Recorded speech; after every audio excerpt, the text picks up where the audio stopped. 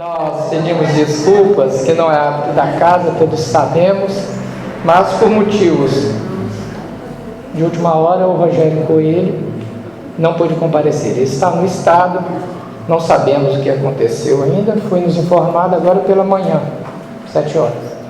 Mas, como não tem um palestrante, nós vamos fazer um estudo com vocês, que nós achamos importante, porque muitos até, ao falar de situações emocionais depois desta vida, depois quando nós encarnamos, muitos até acham que seria um exagero nós ficarmos falando de situações depois, conquanto nós temos aqui uma existência que devemos focá-la aqui no presente, focar todos os nossos esforços para vivermos aqui com qualidade, com alegria, com bom humor, enfim, tudo isso, essa suposta felicidade relativa que nós podemos e deveremos ter aqui nessa existência.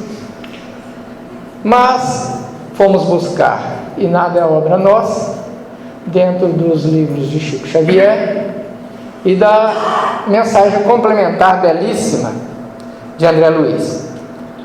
E quando nós vemos esse tema, estados emocionais depois dessa vida, para quem estuda e conhece bem a mensagem espírita, sabe que nós nos encontraremos lá, depois dessa existência, exatamente da mesma forma como nós construímos a nossa vida aqui.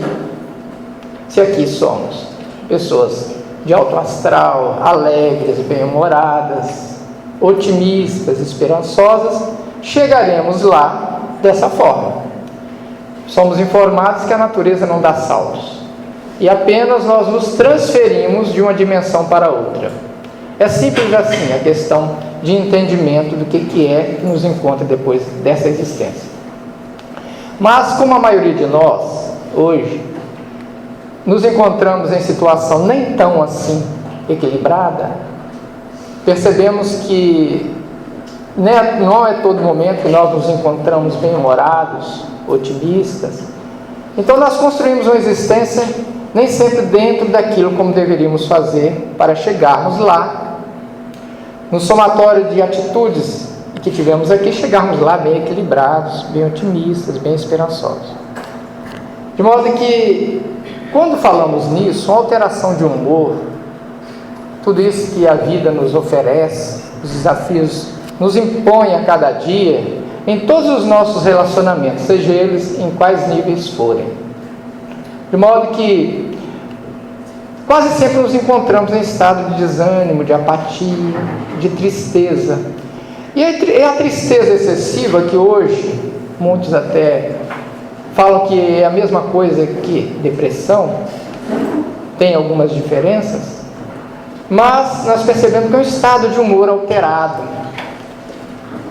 Nós viemos aqui para sermos alegres, felizes, esperançosos, tudo isso. Mas nós percebemos que nem sempre é assim, de modo que quando nos debatemos naqueles nossos desafios e não sabemos lidar com certas situações emocionais, materiais, que nos desequilibram, nós ficamos em dificuldades. Então a tristeza ou a depressão é aquele estado alterado de humor. A vida fica muito cinzenta, perde o colorido para as pessoas, ficam aquelas ideias fixas, pessimistas, nada vale a pena. É como se fosse uma emoção estragada, alterada. As emoções naturais, tais como a tristeza, elas devem vir, passar por nós, ficar um certo tempo, fluir normalmente sem nos alterar. É uma emoção natural a tristeza.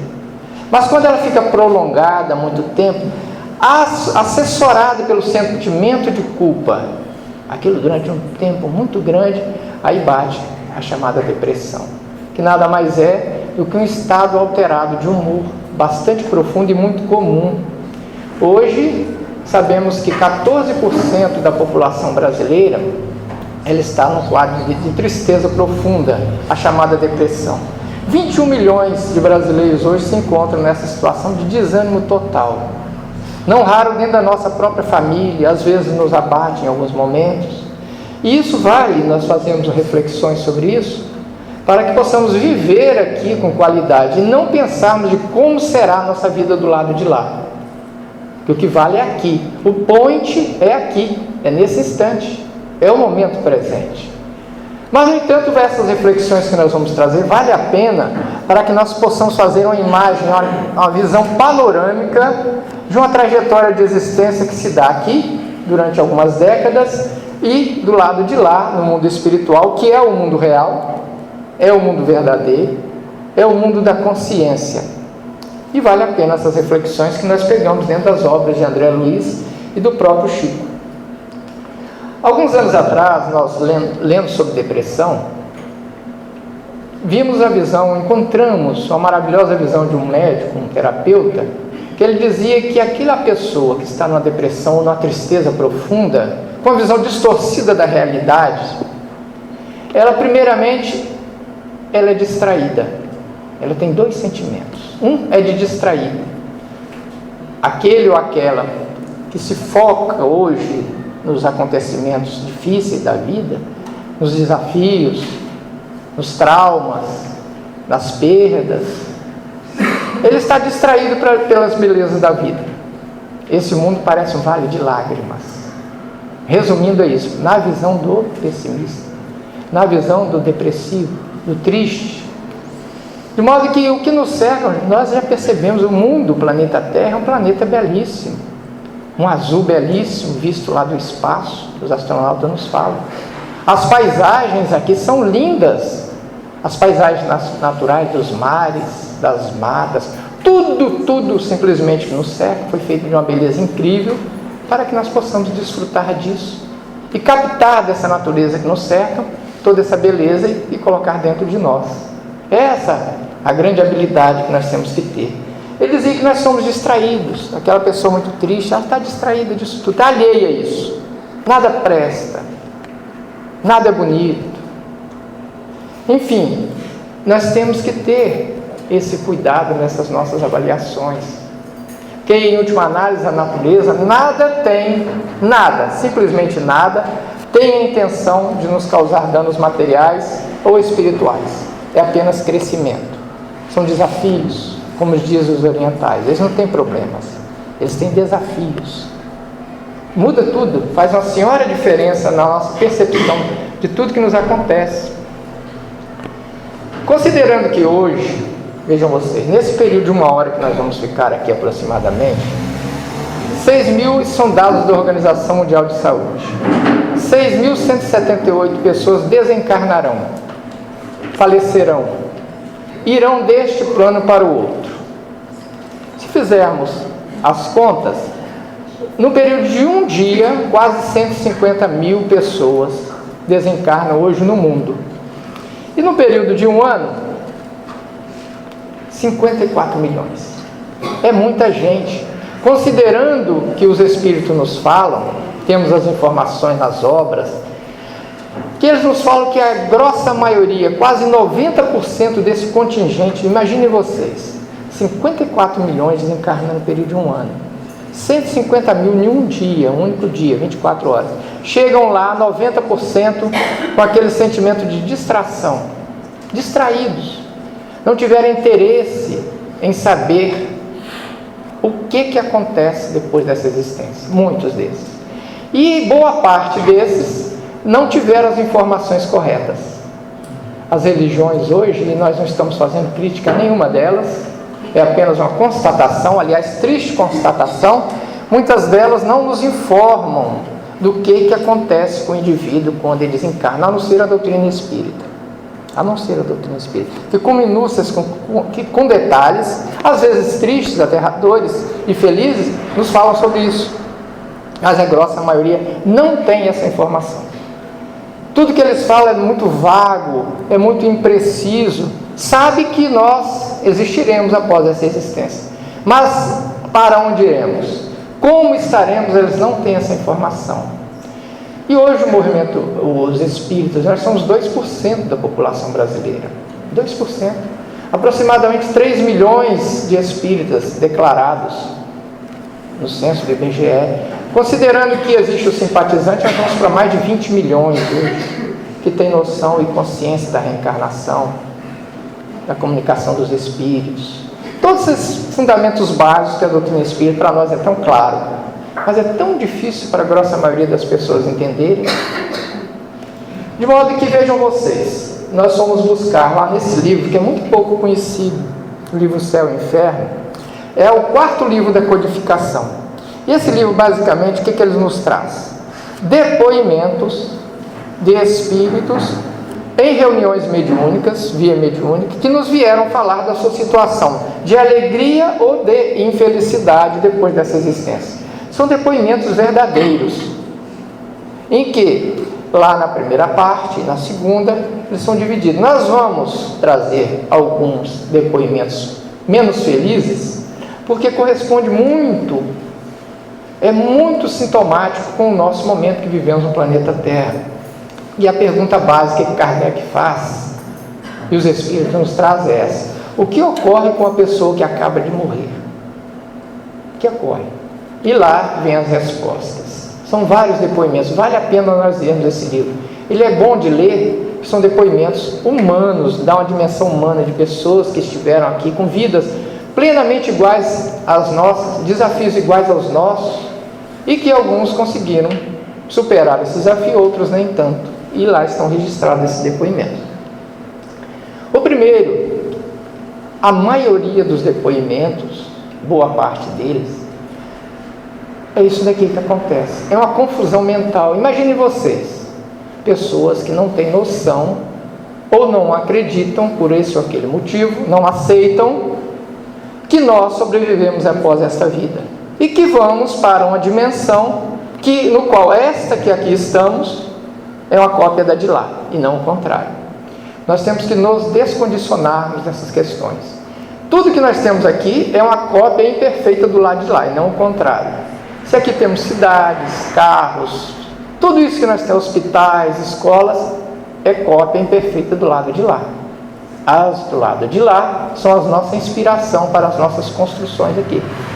E se nós temos um corpo físico aqui, teremos igualmente do lado de lá, no qual este, que aqui estamos vestindo temporariamente, é uma cópia imperfeita do de lá.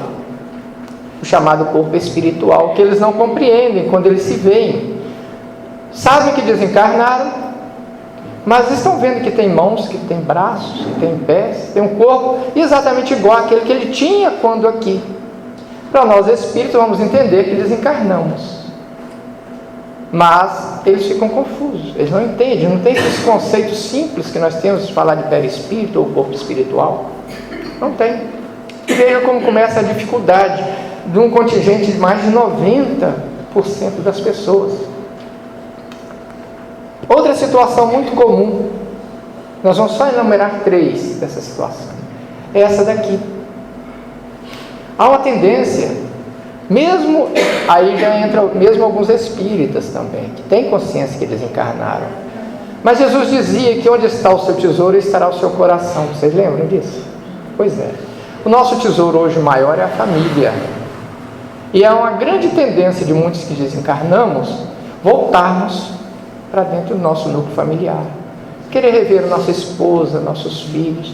É perfeitamente humano e compreensível isso. A diferença para muitos de nós espíritas que temos a consciência, ao isso acontecer, sabemos que nós devemos nos afastar, por uma questão até de, já que nós nutrimos amor pela família, carinho, não queremos deixá-los em dificuldades, cabe a nós, no momento, para não tumultuarmos o ambiente, a cabeça de uma esposa e de um filho, pela nossa presença que eles sentem, eles captam. Não raro, muitos de algum que tem uma sensibilidade mediúnica, percebe se alguém desencarnou num ataque cardíaco fulminante, se alguém tem alguma sensibilidade mediúnica dentro da família, começa a sentir as dores que ele sentiu na desencarnação, porque ele está próximo, ele está presente, ele passa algo das perplexidades, aqueles sentimentos confusos, que é o momento da desencarnação acontece.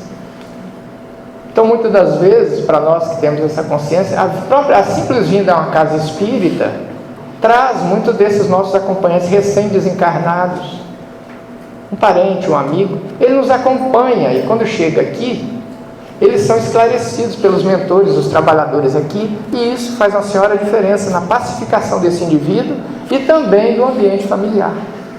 É simples assim. E vejam como o conhecimento facilita a nossa vida aqui para termos qualidade, e não para quando nós vivermos do lado de lá. É aqui mesmo. Esse sentimento de perturbação, que é um dos mais comuns, nós vemos em filmes, não é isso? Hollywood representa muito bem isso. Quando o indivíduo desencarna e não sabe, aquele tumulto, aquela confusão mental, que é normal que aconteça. Mas no livro Voltei, a misericórdia divina é muito grande. Para todas as situações que nós falamos aí, anteriores, de confusão mental, eu fiquei até muito surpreso quando eu vi essa colocação que eu trago para vocês. A misericórdia divina é tão grande. Os mentores espirituais, eles querem minimizar os nossos traumas, que eles se utilizam de recursos interessantes para nos trazer um certo conforto no momento da desencarnação. E nesse livro Voltei, que é assinado, psicografado pelo Chico, o irmão Jacó, que é o pseudônimo de Frederico Figner, ele conta a história dele. Voltei, de quando desencarnou até como é situa lá do lado espiritual. Frederico Figner foi um grande trabalhador da área espírita, foi até presidente da Federação Espírita Brasileira no início dos anos do século XX, metade do século XX. E ele, espírita convicto, muito conhecimento, ele diz as perplexidades e até dificuldades que ele passou do lado de lá. Que aqui nós temos a teoria, lá nós temos a prática. E quase sempre nós ainda não aliamos muita coerência entre a teoria e a prática, aqui mesmo que dirá do lado de lá. Mas uma coisa interessante que ele coloca nesse livro, logo de início, que ele foi facilitado bastante a desencarnação dela com esse recurso aqui, olha. Vejam vocês, como eles vão colocando elementos para nos auxiliar. A importância do mar. Até nós falamos isso essa semana, né, Silvio? Foi sobre essa questão. E de modo que ele fala que a ação salutar do mar, aquele ambiente marinho, o magnetismo que ele tem, por isso que nós nos sentimos bem quando nós nos banhamos no mar, afundamos no mar, traz um bem enorme para este corpo e também trazia para o corpo espiritual.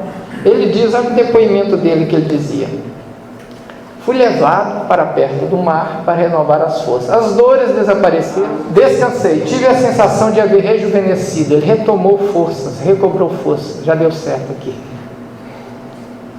E vejam vocês, são recursos que esses que têm um certo merecimento, e quem sabe possa ser o nosso caso, de trazer uma maneira de nós, nesse momento tão difícil da transição, nós temos esse apoio e nos melhorarmos. São merecimentos do qual ele teve.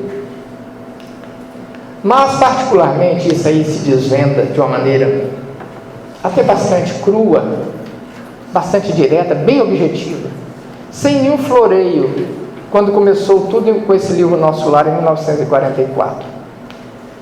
André Luiz, hoje já está aí nos filmes, talvez é esse livro Nosso Lar é o campeão de vendas dos livros espíritas. Já passaram de 2 milhões de livros vendidos. E não é por acaso. Foi onde tudo começou, com esse repórter da espiritualidade, André Luiz. Ele tem uma coragem respeitável. Nós temos que respeitar André Luiz por um único motivo emocional, que ele se desnudou frente a milhões de leitores. Ele contou a história dele, o que ele passou ao desencarnar, que foi compatível com a situação espiritual que ele vivia aqui na Terra. Foi um médico terrestre e que teve lá suas dificuldades emocionais no relacionamento com as pessoas. Ele não era nenhum santo, tinha uma dimensão bem humana mesmo, bem básica. E lá ele retrata, nesse relato, o que acontece com ele quando desencarnou. Ele teve uma coragem imensa, além do talento dele como repórter, excepcional, incrível, mas principalmente pela coragem dele se desnudar e nos falar quem ele era, as dificuldades que ele carregava. Não são todos nós que conseguimos fazer isso e temos essa coragem, mas ele teve. Ele fala como ele, nem no início desse livro, como ele despertou. É o chamado umbral. Isso aqui assusta-nos muito. Muitos de nós ainda nos assustamos com essa situação. Não devia. Porque nós sabemos que nós estaremos lá da mesma forma que nos encontramos aqui. Não é isso? Mas ele diz, esse aí é um relato dele. E ele, lembrem-se que ele não tinha conhecimento espiritual nenhum. Ele já estava relatando para onde ele se encontrou, qual o estado. O umbral não é um local geográfico definido, é lá em cima ou lá embaixo, não é isso. É um estado de consciência, no qual, depois de desencarnado, a mente, o sentimento de culpa, as avaliações que ele fez da existência dele, não foram lá tão equilibradas, e ele se encontrou num local de sofrimento íntimo dele. E com ele tinham outros milhões de pessoas também. De modo que isso é importante nós falarmos, porque o Livro dos Espíritos, na pergunta 237, fala isso aqui. Olha por que para ele foi pesado a desencarnação. Ele falava das regiões umbralinas, aquele sofrimento de 8 anos e meio que ele teve. 8 anos e meio, André Luiz, ele esteve lá às voltas, aquele sofrimento consciencial dele. Uma vez de volta ao mundo dos espíritos, conserva a alma as percepções que tinha na Terra? Olha a resposta: sim, conserva, claro que conserva, não se perde nada, além de outras que aí não dispunha, porque esse corpo, com o véu sobre elas lançado, as obscurecia. Porque nós nos identificamos muito com esse corpo, que ele é dotado de 5 sentidos, 5 portas, ou 5 janelas, do qual nós nos relacionamos com o mundo, com as pessoas. Tato, visão, audição, tudo isso que nós já sabemos. Na maioria de nós nos identificamos com esses 5 sentidos e ficamos presos, muito limitados, encarcerados no corpo. E o mesmo aconteceu com ele. Só que quando desencarnamos, o mundo de lá é o mundo da consciência e não o mundo material. Daí nós vemos por que ele fez um depoimento no prefácio desse livro. Vale a pena nós relermos esse livro várias vezes. Olha o que ele fala no prefácio desse livro. André Luiz falando, depois que foi para o nosso lar, que ele escreveu esse livro, lá, o sentimento que ele tinha naquele momento, lá nas regiões conscienciais que ele criou para ele, em momento algum problema religioso surgiu tão profundo aos meus olhos. Os princípios puramente, a filosofia, a política, a ciência era secundária lá naquele momento. Vejam vocês, era secundária. E sim, o jogo de consciência no qual ele relacionava as questões religiosas, as questões morais.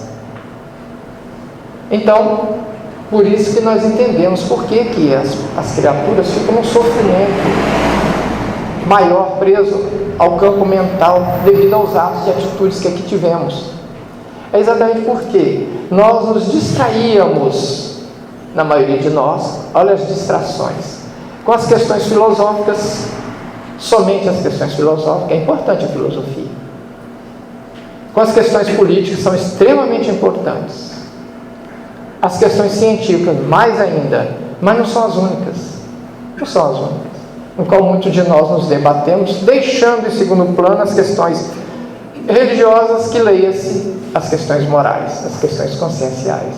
Daí a dificuldade de muitos de nós.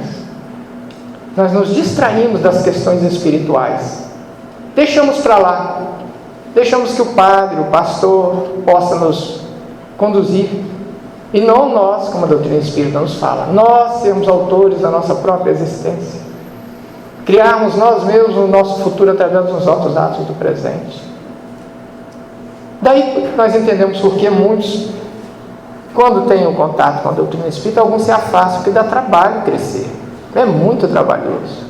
Já não mais vamos deixar para que outro faça, e se nós é que temos que fazer, muda tudo, faz a senhora a diferença, e dá muito trabalho, e mais ainda dói crescer dói muito. Nós temos contato com as nossas realidades íntimas, sabemos que temos que mudar, e todos temos o lado sombra, o lado luz, todos temos, e ter essa consciência que é a chave de sucesso na encarnação. Então, daí nós entendemos o que ele falou. Isso aqui que André Luiz falou, agora, lá naquele momento, nós entendemos por que muitos relatam os sofrimentos morais, ardendo, quer dizer, a consciência doída, E tudo isso que nós vemos nos relatos. No livro Os Mensageiros, olha como a questão religiosa é ainda primordial para nós. Mas, de certa forma, as religiões no mundo, elas fizeram muito estrago também. Nós sabemos que as religiões nem sempre estão no patamar como Jesus gostaria que fosse. Mesmo o cristianismo, com as distorções que ocorreram no passar dos séculos após a morte de Jesus, atrelamento ao sistema político, a interesses materiais, tudo isso, e outros conceitos vagos, obscuros, que outros companheiros de outras crenças religiosas, infelizmente, não têm, e que até condenam dentro da mensagem espírita. Reencarnação não existe, isso é bobagem. Esse negócio de contato com os mortos é coisa do demônio. Esses conceitos, eles são ignorantes das questões espirituais e levam muitos com eles. E nós sabemos que a realidade é essa.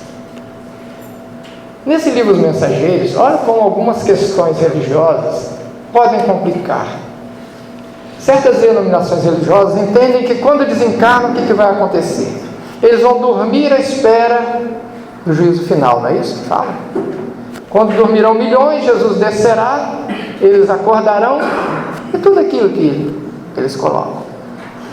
E o que ocorre com muitos desses que, tendo essa concepção religiosa, que vão dormir ao desencarnar, o que acontece? O que vocês acham que acontece quando eles desencarnam? Eles vão dormir. Eles vão dormir. De modo que André Luiz relata nesse livro Os Mensageiros, no capítulo 22, vale a pena nós vermos. Esse capítulo chama-se Os que Dormem. E ele escreve o seguinte: numa cidade, não é nosso lar, é uma outra cidade espiritual vinculada ao nosso lar, existe um galpão imenso, imenso galpão, em que aproximadamente 1.800 espíritos que desencarnaram estão a cada leito, um do lado do outro. Ele visitou esse local, ele escreve lá, nesse capítulo 22, em que dormiam, eles estavam dormindo, porque as concepções religiosas dele, a crença que iriam dormir, e estavam dormindo. E ele notava os pensamentos, a situação emocional, na leitura. O instrutor falou, André Luiz, não observe os corpos, eles estão dormindo, porque assim é a sua crença.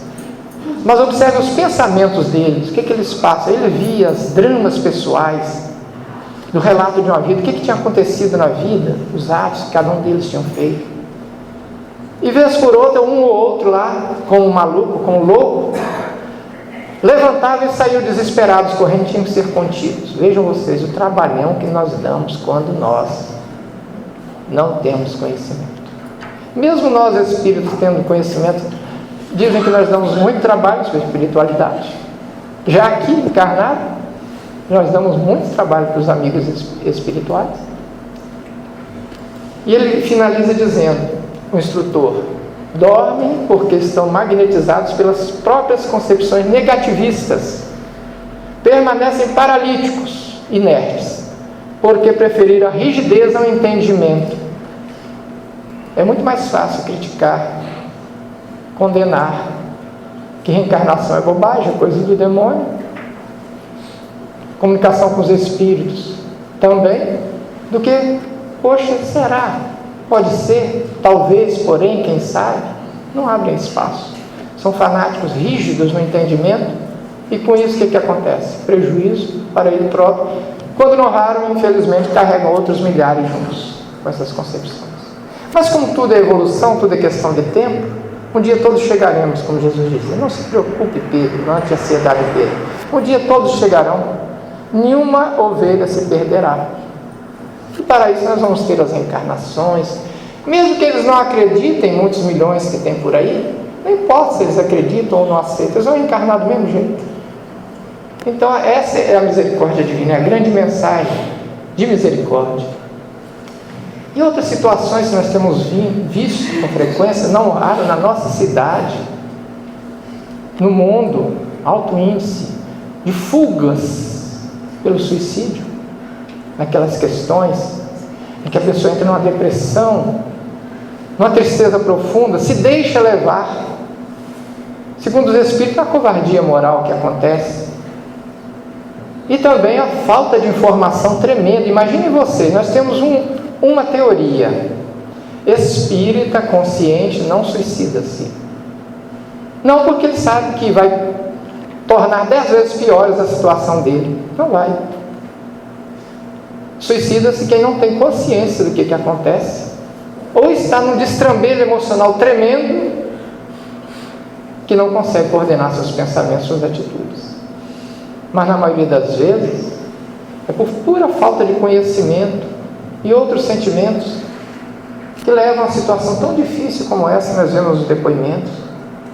Tem um problema, seja ele moral, material, vou fugir através da destruição do corpo, e tristemente ele descobre que nós somos indestrutíveis, nós não morremos.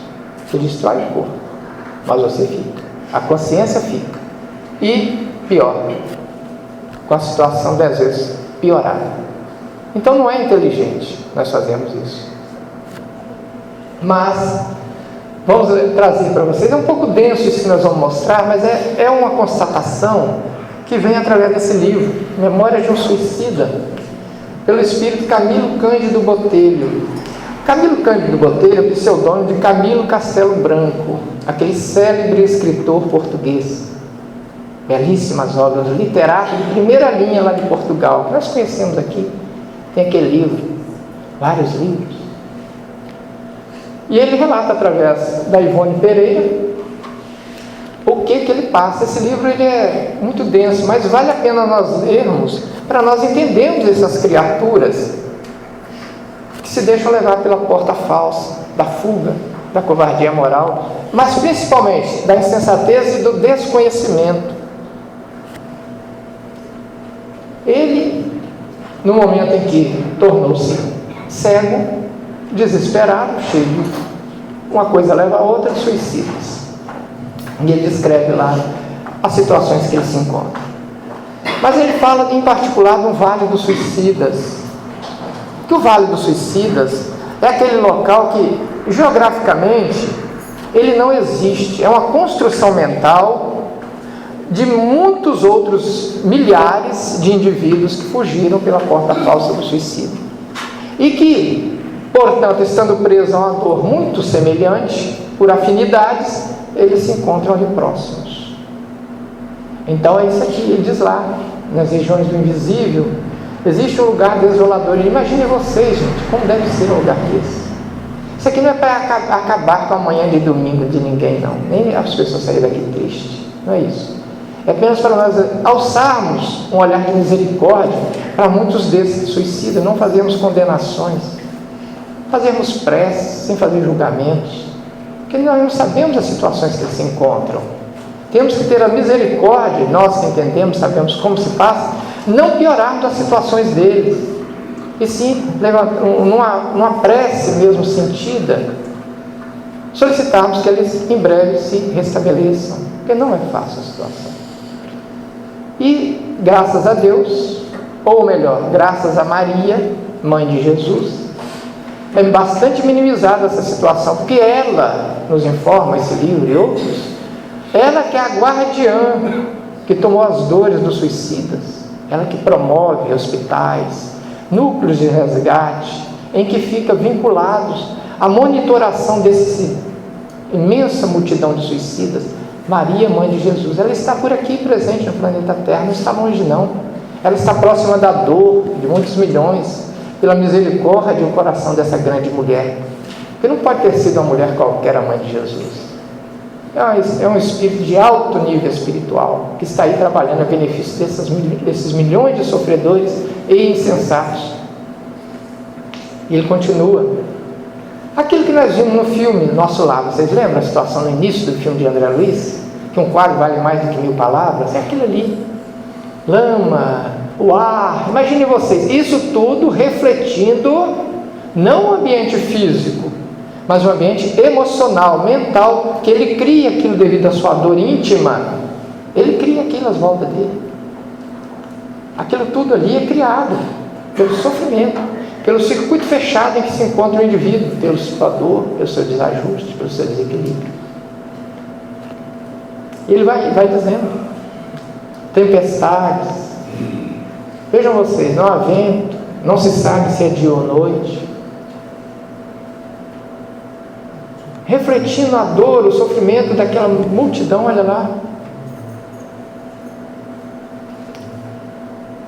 Além das dores físicas que eles sentem, como se fosse o perispírito, como se fossem dores físicas, com certeza, pela materialização que eles se encontram, o remorso, a saudade dos entes queridos, o frio, a fome, as exigências fisiológicas torturantes, não é fácil a situação deles. Por isso nós temos que lançar um olhar de misericórdia e de oração todos os dias, que nós pudermos lembrar pelos suicidas, por deste mundo, desse planeta. Nós temos que fazer isso, é uma obrigação moral nossa, e termos essa caridade para com eles.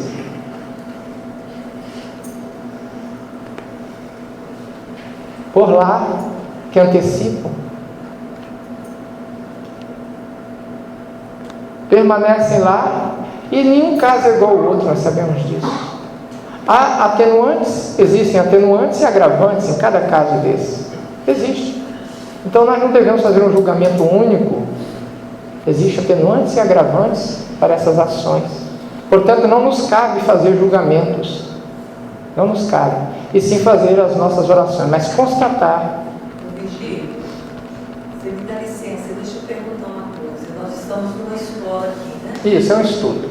Então, veja bem, eu não sei se eu estou exatamente correta, mas parece que eu ouvi em algum lugar que há suicídios que são verdadeiros homicídios, dado o estado de obsessão. São raras essas situações. Quem cita isso, o Simonetti, na sua objetividade, na sua clareza, ele fala que existem casos pequenos de suicídio, são verdadeiros assassinatos espirituais. Ele fala nesses termos. Em que o indivíduo está envolvido por quadros obsessivos profundos, está no destrambelho emocional e não é dono das suas atitudes. E assim mesmo ele sofre por tudo isso? Tudo, se ele suicida-se por fim, é uma decisão pessoal dele. Por fim, está nele ainda aquele germe, algo nesse sentido. Mas, como nós falamos, existem os atenuantes e os agravantes. E ali, eles são avaliados, são analisados. Mas a minoria dos casos, esses casos de depressões profundas, que o indivíduo é levado a pular na frente de um ônibus, num trem, tudo isso aí, se envenenar, tudo isso. Mas existe essa situação também, existe de tudo nesse planeta nosso. E essas situações são analisadas lá, e poucos de nós sabemos analisar, só eles mesmos do lado de lá, nas avaliações pessoais, que o que vai avaliar é a mente. É aqui, ó, que vai ter, ó. Nós somos juiz e réu da própria causa, como fala o livro do Evangelho segundo o Espiritismo. Não existe ninguém para nos julgar do lado de lá, como nós imaginamos que aconteça. Fazemos e acontecemos aqui, chegamos lá, existe um tribunal. Não existe. Existe algo que ainda é mais implacável. Era melhor até que existisse em algumas situações, porque nós temos um juiz implacável, que aqui dentro é a nossa consciência. E só a nossa consciência sabe a gradação daquilo que nós fizemos e daquilo que nós não fizemos. A gente permite ou não também. Exatamente. Então é por isso que no mundo de lá, o mundo da consciência, é que nós nos desnudamos e fazemos as nossas avaliações com mais clareza. Porque quando nós estamos aqui, nós simulamos, nós jogamos máscara, nós fingimos muito. E começamos a arrumar desculpas. Não fiz isso, por culpa dela, por causa das circunstâncias. Nós temos aquela velha tendência de jogar a culpa. O inferno são os outros, né? Nós somos muito bonzinhos. Nós somos muito bonzinhos. Alisamos muito, passamos muita mão na nossa cabeça. Não é isso? Quando Simonetti também nos fala, nós devemos ter dois sentimentos aqui. Um de docilidade para com as ações das pessoas. Seja quais forem, nós não temos a capacidade ou o dever de julgar ninguém. E o segundo é nós sermos implacáveis conosco mesmo. É dessa forma que nós vamos aprendendo, devagar. Mas por fim, vejam bem, todas essas situações que nós descrevemos, acabou as cenas feias, sabe, gente? Acabou. É isso aqui. Olha a misericórdia colocando, seja qual for a situação que nos encontramos do lado de lá, sempre haverão pessoas que nos querem bem, espíritos amigos, misericordiosos, que estarão conosco o tempo todo. André Luiz ficou 8 anos e meio sem conseguir, ele não conseguia. A mãe dele estava rotineiramente do lado dele. Clarencio estava ao lado dele durante esse tempo todo. Ia lá visitá-lo, mas ele não tinha condições morais e espirituais de enxergar, ele não via, ele estava preso no circuito fechado da sua dor, não via. Lembro até de uma citação, Chico conta que ele tinha uma amiga chamada Maria, uma pessoa muito simples, suicidou-se ingerindo soda cáustica. Ele gostava muito da Maria, e ele não sabia a situação do suicida, e ele insistia com Emmanuel que ele queria ajudar Maria. Visitar Maria, Chico, não está no momento, não está na hora, faça prece. Ele insistiu tanto que, em determinada oportunidade, Emmanuel pegou, vamos lá ver então, Chico, vem cá. Pegou ele pela mão, ele de desdobramento, foram lá onde Maria se encontrava, sepultada, desceram à terra e ele percebeu a situação espiritual de Maria. Ela estava tão envolvida na sua dor, no seu sofrimento, devido àquele ato insano, que ele, Chico, chamava a Maria, ela estava alheia totalmente a qualquer relacionamento externo. Aí, por fim, concluiu, não é o momento. O que eu posso fazer por ela é meu coração mandar prece para ela. O mesmo aconteceu com o André Luiz, gente, 8 anos e meio ali, envolvido naquela sua dor, naquele seu sofrimento. Porque o André Luiz, nós sabemos que foi taxado de suicida. Vocês lembram que ele era suicida? Mas, gente, ele falava, como é que é isso? Eu lembro que eu passei mais de 40 dias por 3 cirurgias, hospitalizado, ele desencarnou por câncer nos intestinos. Mas, poxa, eu suicida? Mas depois ele foi esclarecido lá, quando ele estava lá em nosso lar. Sim, suicida sim. Você era muito brabo, André Luiz. Ele era muito irado. Sabe aquelas pessoas que não tinham pavio? Você fala pavio curto, né? Ele não tinha pavio. Arrogante, brigava com as pessoas, não tinha paciência. Nós conhecemos alguns assim? Às vezes não raro nós mesmos. Comia demais, gostava de comer demais. Ele, segundo dizem, olha o desnudamento que ele fez, gente. Até sífilis ele adquiriu naquelas vidas mundanas. Por isso que eu admiro a coragem de André Luiz, sem julgamentos pelo que ele foi, pela coragem que ele teve de falar tudo isso para nós, gente. Alguém de nós aqui teria coragem de falar os nossos pequenos pecadinhos aqui? Quem tem? Levanta e fala 3 pecadinhos aí. Pois é, existe um livro, e essas condenações eternas são muito relativas. Existe um filósofo filósofo francês, que o título do livro dele, me faltou o nome dele aqui, que ele dizia, o título do livro é assim, por que eu deixei de ser católico? Por que eu deixei de ser católico? Ele dizia, vou dizer por que eu deixei. Porque se eu fosse contar para um juiz da terra hoje, e as leis humanas são materialistas, não é isso? Mas se eu fosse contar para um juiz da terra os meus pequenos pecadinhos, eu fiz isso um ano, fiz aquilo, e se somasse tudo aquilo, eu não pegava mais do que 4 anos de prisão, ele dizia. Mas agora eu fui no padre e falou que eu vou para o inferno. E o inferno é eterno, gente. Vocês sabem o que é eternidade? Nós temos noção do que é eternidade? A vida. Não temos. Então essas questões têm que ser relativadas. Muita misericórdia, muito carinho. Mas eu vou falar numa situação que aí nos diz respeito agora. Suicídio indireto, no qual André Luiz esteve inserido.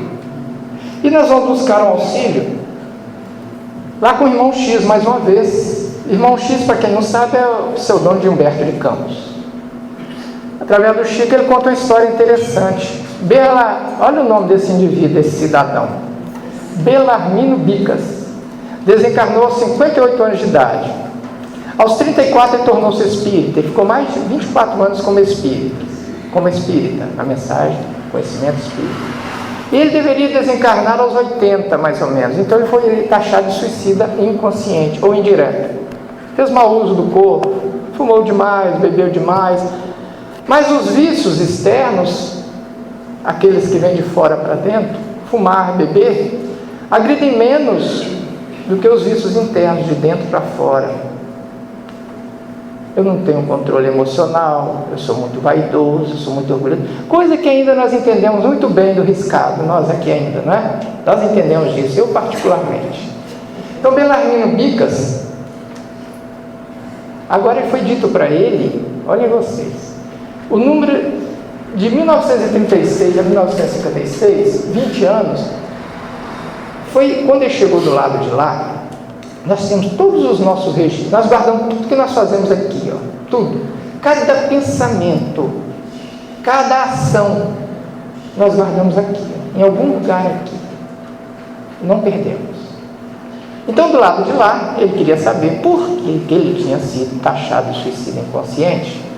Eles resgataram os registros dele de alguma forma, que eu não sei informar para vocês. Eles têm sistemas de computação de altíssima geração lá. Eles resgataram e olhem vocês, leiam isso aqui. Chega a ser hilário, tragicômico, que nós vamos mostrar para vocês. Vocês estão dando para vocês verem bem aqui? Mas olha, no período de 20 anos, irritações desnecessárias. Não estamos falando aqui daquela indignação natural, ante a justiça, tudo aquilo não, que é necessário, tem que existir. Mas desnecessário, aquilo que você poderia ter evitado, não é isso? Então aqui, ó, vejam vocês, esse cara era um chato de galocha, olha ele aqui. Ele brigava com garçom, motorista de ônibus, na época era bonde, né, gente? Bonde. Aqui, vamos ver, olha a relação com 90 por motivo de controvérsia em casas de diversões. Na casa espírita ele teve 217 brigas. 217. Mas o campeão mesmo era vencido. 1811 por contrariedades em família. A própria. Ai meu Deus. A família, o marido, ou a esposa, ou os filhos, eles são o nosso saco de pancada, não é isso?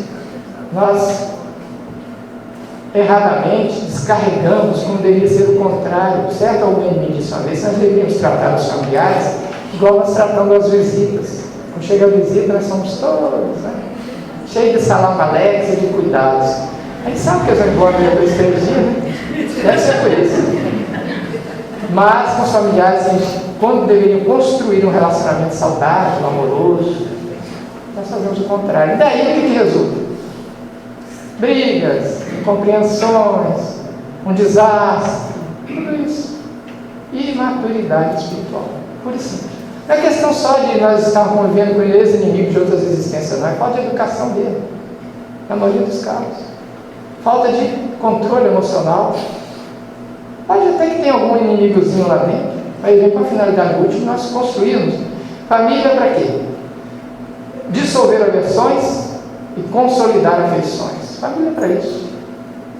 Mas aí vejam vocês, 1.600 por altercações com a esposa. Esse cara é muito chato, né? Vocês concordam com isso? Não? Isso nós estamos falando em 20 anos. Isso é um exagero, não é? Vocês concordam que é um exagero? Eu não concordo, não. Eu fui fazer alguma coisa. Eu acho pouco, eu acho que eu já dei mais do que isso aí para minha esposa. Já? Pois é. Se vocês estão lendo aqui, tá assim, com vizinho, com colega, certo? Tá bom. Até com padeiro, gente, ali, ó, vejam bem. Isso é um exagero? Em 20 anos? Vocês acham? Eu acho que é exagero. Mas só que eu fiz as contas, gente. Eu fiz as contas. Eu peguei 20 anos. Não quantos dias 20 anos? 365 dias, vezes 20, 7 mil e pouco, não é isso? Por esse tanto aqui, eu fiz as contas, gente, olhem vocês, pasmem vocês. No total deu mais ou menos isso aqui, 16.386 irritações inúteis. Inúteis. Podia ter deixado para lá. Veneno. Mas isso é muito? Nossa. É muito? A senhora acha que é muito? Pois é, vou falar uma coisa aqui para a senhora. Olha aqui, eu fiz a conta da média de 2,3 por dia. Alguém já teve alguma irritaçãozinha aqui hoje? Até meia-noite, quantas nós teremos? Hein? Se já tiveram uma, vocês já estão quase na média, entendeu? Até mais tarde nós temos um tempo para ter mais umas 2, 3 ainda, não tem? O que vocês acham? É muito agora, você concorda? Não é. Não é. É pouco. É menos de 3 por dia. E quantas nós temos por dia? Pensa mal do vizinho, já vem reclamando do ônibus, reclamando do tempo, reclamando do padeiro, reclamando da mulher, reclamando do filho. Quantas nós temos? Vale reflexão sobre isso, não vale? Nós analisarmos aqui. E aí não é muito complicado muitos chegarem lá e estranharem. Mas como suicídio inconsciente? Ah, tá. Eles eles pegam o registro Virgílio lá. Você não concorda não, né? Vem cá. Dia após dia, olha aí. O que você acha agora? Quantos pacientes lá, senhor? Vale meditar, não vai? Achamos que é muita coisa, mas não é, gente. Não é não. Nós somos habituados a ter visão negativista. Nós somos chatos de galocha por natureza. Reclamamos de tudo. Não vemos o lado bom da vida. As bênçãos que nós tivemos hoje, quantas nós tivemos bênçãos hoje? Só até agora. Quantas? Muitas. Muitas. No entanto, nós somos habituados a deixar de lado. Isso é um vício que nós carregamos. Nós reclamamos demais. Nós deveríamos sorrir mais. Por que as mulheres vivem mais que os homens? Você sabia? Tem mais viúva do que viúva? Por quê? Elas riem mais. Elas jogam mais endorfinas dentro do cérebro, dá bem mais mal-estar. Falam mais. Elas riem mais. Portanto, gente, um dos segredos, nós rimos um pouco. Fiquem no elevador. Na saída do elevador, observe. Fiquem. A maioria do que sai, as mulheres geralmente saem sorrindo. Ninguém sabe por quê. Os homens, cara amarrado. Gente, para sorrir, para franzir a testa, nós movimentamos 32 músculos, né? Para sorrir, 28. Então, gente, sorria, nem que seja por economia, não é isso? E vamos em frente, mudando a vida. E de nós daqui, inconformação. Vamos deixar que os mortos enterrem os seus mortos. Vamos fazer oração por eles. Vamos entregar com fé, com oração, como deveria ser. Fazer a entrega mesmo. E não ficar retendo os nossos entes queridos aqui conosco. A gaiola se abriu, deixa voar. Deixa voar. Está em boas mãos.